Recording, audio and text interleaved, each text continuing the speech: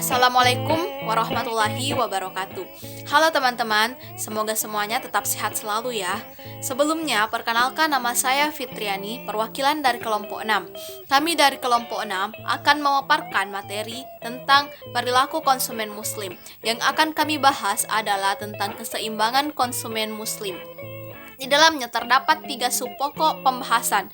Yang pertama, konsumen muslim yang peduli terhadap maslahah akan dijelaskan oleh saudara Muhammad Syahrul. Yang kedua, konsumen muslim yang tidak peduli terhadap maslahah akan dijelaskan oleh saudari Andi Suci Damayanti. Dan yang ketiga, keseimbangan antara yang peduli terhadap maslahah dan tidak peduli terhadap maslahah yang akan dijelaskan oleh saya sendiri. Nah, sebelum kita melangkah kepada materi, jangan lupa subscribe, like, dan komen ya. Selamat menyaksikan. Bismillahirrahmanirrahim. Perkenalkan, nama saya Muhammad Syahrul. Di sini saya akan menjelaskan apa itu konsumen yang peduli terhadap masalah. Nah, langsung saja. Konsumen muslim yang peduli terhadap masalah yakni peduli terhadap manfaat fisik dan non-fisik, pahala dan barokah suatu barang atau jasa akan membelanjakan pendapat mereka sedemikian rupa sehingga dapat mencapai titik masalah maksimum. Masalah maksimum yang dicapai oleh konsumen muslim dalam mengkonsumsi dua jenis barang dapat ditentukan menggunakan kurva ISO masalah atau IM yang bersinggungan dengan garis anggaran dan dibatasi oleh garis israf. Garis israf di sini yang dimaksud adalah konsumen yang melakukan pembaziran terhadap barang dan jasa. Bisa kita lihat dari gambar kurva ini di atas ini menunjukkan situasi konsumen yang muslim yang ingin mencapai tingkat maslahah tertentu atau M yang ditunjukkan oleh kurva IM. Konsumen tersebut menginginkan jumlah anggaran minimum untuk mencapai masalah tersebut. Kondisi anggaran konsumen ditunjukkan oleh garis anggaran, sementara kendala israf ditunjukkan oleh garis vertikal X dan garis horizontal Y. Dari segi 4A, E, C, F merupakan daerah memungkinkan untuk dikonsumsi oleh konsumen muslim yang peduli terhadap kehadiran maslahah. Di atas berada di luar kurva IM yang berada di titik D tidak mampu menjangkau tingkat maslahah yang diinginkan. Titik B merupakan satu-satunya titik yang menghasilkan titik pengeluaran terendah karena berada pada kurva anggaran yang lebih rendah yaitu AB2. Sementara titik lainnya A dan C berada pada garis anggaran yang terlebih tinggi yaitu AB3. Jadi titik B di sini menghasilkan pengeluaran yang optimal bagi konsumen muslim peduli terhadap kehadiran masalah. Namun demikian, titik keseimbangan konsumen tersebut di atas waktu bisa berubah dipengaruhi oleh beberapa hal. Yang pertama itu perubahan anggaran, perubahan harga barang, dan perubahan kandungan masalah barang.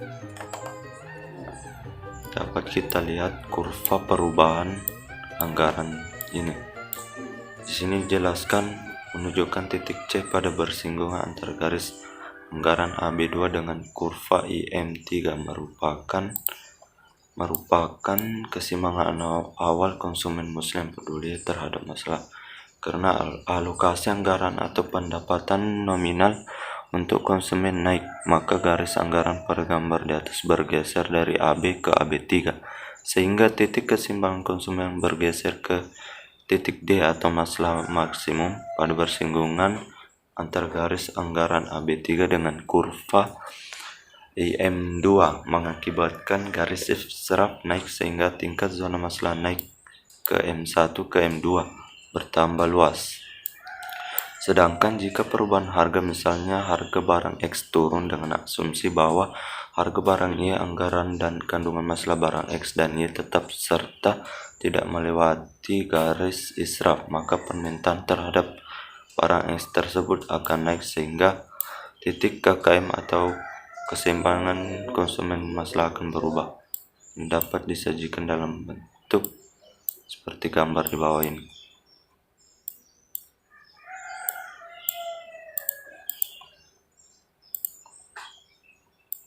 Lanjut lagi, yaitu jika perubahan kandungan masalah, misalnya kandungan masalah Y naik dengan asumsi bahwa harga barang X dan Y alokasi anggaran tetap serta tidak melewati garis israf, maka permintaan terhadap barang Y naik dan barang X turun sehingga titik KKM berubah.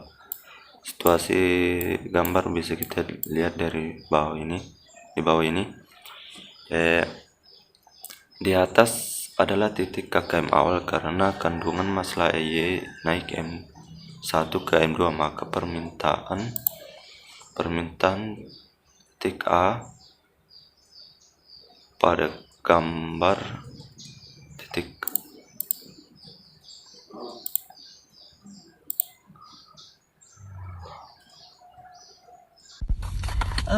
Baiklah, nama saya Anis Damayanti. Di sini saya akan menjelaskan mengenai penentuan keseimbangan konsumen muslim. Yang pertama adalah tidak peduli terhadap maslahah.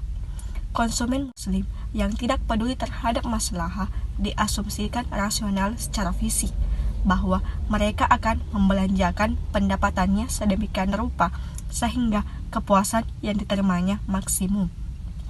Kepuasan maksimal yang dicapai dalam mengonsumsi dua jenis barang dapat ditentukan dengan menggunakan kurva indiferensi dan garis anggaran. Maka, kepuasan maksimal dianggap sudah tercapai. Keadaan ini disebut sebagai keseimbangan konsumen muslim atau KKM yang tidak peduli terhadap kehadiran maslahah. Keseimbangan ini akan tercapai apabila MUX per PX sama dengan MU. Gambaran keseimbangan konsumen muslim atau KKM ini dapat disajikan dalam gambar seperti di bawah. Gambar di bawah menunjukkan bahwa titik A dan B terletak pada kurva IC1 yang lebih rendah dari kurva IC2. Ini berarti bahwa kepuasan yang diterima di titik A dan B lebih rendah walaupun semua pendapatan telah dibelanjakan. Jika kurva indiferensi bergeser menjauh titik origin, maka konsumen tersebut akan mendapatkan tingkat kepuasan yang lebih tinggi pada garis anggaran yang sama. Kepuasan maksimum akan tercapai di titik C, yaitu pada persinggungan kurva IC2 dan garis anggaran KL, sedangkan titik D tidak mungkin dapat dicapai karena di luar jangkauan pendapatan. Namun demikian, titik keseimbangan konsumen tersebut di atas sewaktu-waktu bisa berubah karena dipengaruhi oleh beberapa hal, antara lain yaitu efek substitusi dan efek pendapatan. Efek substitusi adalah perubahan jumlah barang yang diminta karena harganya berubah sesudah penghasilan konsumen dikompensasi. Sedangkan efek pendapatan adalah perubahan jumlah barang yang diminta karena pendapatan real konsumen berubah. Penjumlahan efek substitusi dan efek pendapatan ini disebut dengan total efek. Kedua efek tersebut juga dapat dipengaruhi oleh jenis barangnya, yaitu barang normal, barang inferior, dan barang given. Barang normal adalah barang yang apabila harganya turun, maka permintaannya naik, dan apabila harganya naik, maka permintaannya akan turun. Sebaliknya, apabila harga turun, permintaan akan turun. Hal ini disebabkan karena konsumen merasa lebih baik dan ia akan menggantikan barang inferior tersebut dengan barang yang berkualitas lebih baik. Barang given adalah barang apabila terjadi penurunan harga akan menyebabkan terjadinya kenaikan permintaan. Baik, saya akan menjelaskan mengenai materi ketiga, yaitu keseimbangan konsumen muslim yang peduli terhadap maslahah dan yang tidak peduli terhadap maslahah. Yang pertama, yang peduli terhadap maslahah. rumusnya menggunakan marginal maslahah, yaitu MMX per PX sama dengan MMY per PY.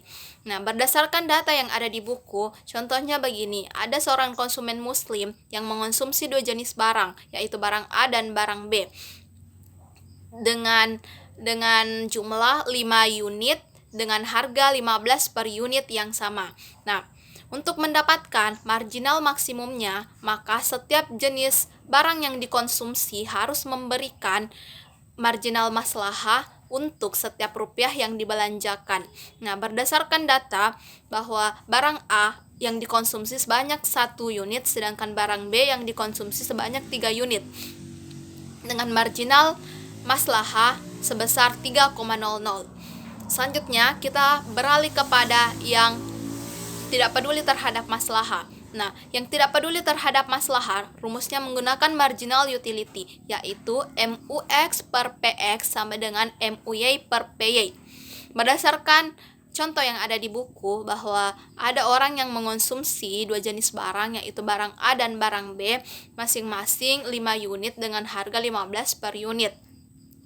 Untuk mendapatkan marginal maksimumnya, maka setiap unit barang yang dikonsumsi harus memberikan marginal utility yang sama pada setiap rupiah yang dibelanjakan. Nah, berdasarkan data yang ada di buku, bahwa barang A dikonsumsi sebanyak 4 unit, sedangkan barang B yang dikonsumsi itu sebanyak 3 unit, dengan marginal utility sebesar 1,93. Nah, selanjutnya kita beralih kepada titik keseimbangannya. Nah, keseimbangannya di sini, yang peduli terhadap maslahah berada di titik A, yaitu sebesar 3,00, sedangkan marginal utility berada di titik B, yaitu sebesar 1,93. Nah, ini menunjukkan bahwa perilaku konsumen muslim yang peduli terhadap maslahah lebih besar daripada yang tidak peduli terhadap maslahah. Jadi, yang peduli terhadap maslahah bisa terhindar dari perilaku konsumsi israf, tidak seperti yang tidak peduli terhadap maslahah lebih berpotensi berperilaku konsumsi israf. Nah, di sini juga berarti bahwa perilaku konsumen muslim yang peduli terhadap maslahah tidak hanya memberikan manfaat baik non-fisik dan fisik untuk kehidupannya, tetapi juga memberikan manfaat untuk setiap barang dan jasa yang dikonsumsi. Artinya, seorang konsumen muslim harus lebih melatih dirinya untuk tidak berperilaku konsumsi yang israf, tetapi berperilaku konsumsi yang baik sesuai dengan tuntunan syariah. Terima kasih.